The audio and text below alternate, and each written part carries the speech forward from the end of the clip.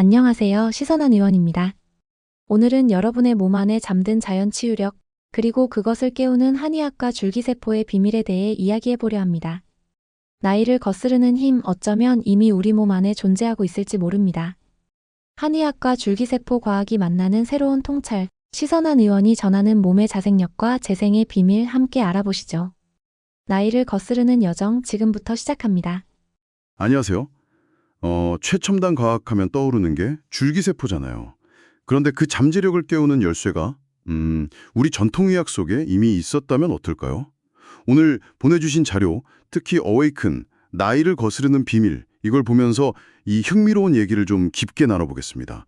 우리 몸의 놀라운 자가치유 능력, 또 노화를 늦추는 비밀, 같이 한번 파헤쳐보시죠.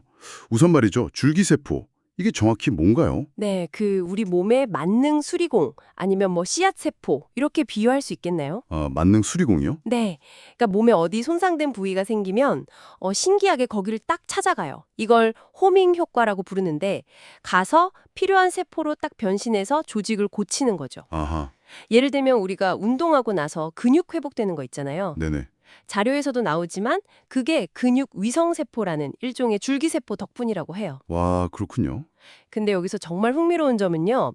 이런 줄기세포의 역할이 한의학에서 말하는 생명의 근본 에너지, 그러니까 정기, 혈, 이 개념과 상당히 맞닿아 있다는 겁니다. 정기혈이요? 그 한의학에서 말하는 그거요? 네, 맞습니다. 정은 뭐랄까 생명의 근본 물질 같은 거고요. 기는 활동하는 에너지, 혈은 영양분을 실어나르는 피 이렇게 볼 수 있는데요.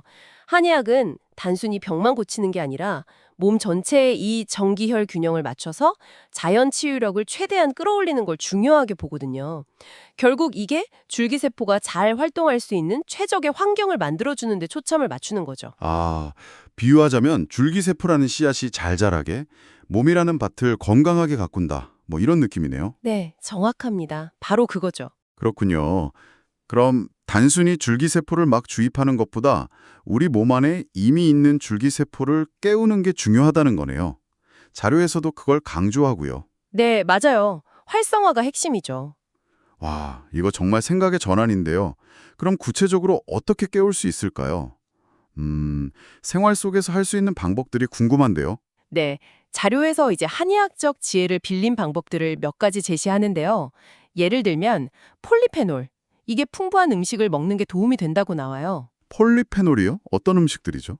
흑차나 블루베리 아니면 다크초콜릿, 검은콩 같은 것들이 대표적이죠. 아, 네네. 이 폴리페놀이 그냥 항산화 효과만 있는 게 아니라 자료에 따르면 특정 신호 경로 같은 걸 활성화시켜서 줄기세포의 자가재생 능력을 돕는다고 합니다. 오, 그렇군요.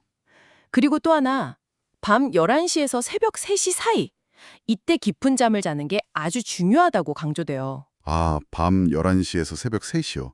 그 황금 시간대. 네, 바로 그때 우리 몸의 간과 신장 회복 기능이 막 활발해지거든요. 그러면서 줄기세포 활동에 최적화된 환경, 그러니까 노폐물싹 청소되고 에너지가 충전되는 상태, 이걸 만들어준다는 거죠. 와, 그럼 밤 11시에서 새벽 3시 사이 잠이 단순한 휴식이 아니었네요. 우리 몸속 리모델링 팀인 줄기세포한테 최고의 작업 시간을 주는 거였군요. 아, 이건 정말 신경 써야겠는데요. 또 다른 방법은 없을까요? 물론 있죠. 기공이나 태극권 같은 전통 수련법도 도움이 될 수 있다고 언급되는데요. 아, 기공이요? 네, 예를 들어 팔단금 같은 기공 수련은 그 부드러운 움직임이랑 호흡 조절을 통해서 몸의 미세순환을 좋게 하고 스트레스도 줄여주잖아요. 네, 그렇죠. 이게 세포 수준에서 보면 줄기세포가 최적의 기능을 발휘할 수 있는 미세 환경, 그러니까 줄기세포의 집 같은 니치를 건강하게 만드는 데 도움을 줄 수 있다는 겁니다. 줄기세포의 집, 니치. 흥미롭네요. 네, 더 나아가서는 특정 한약재에서 추출한 성분을 경혈에 직접 주입해서 그 부위의 줄기세포를 활성화시키는 재생약침요법 같은 통합적인 치료법도 소개되고 있습니다. 듣고 보니 어릴 때 넘어져서 생긴 상처가 금방 아물었던 거?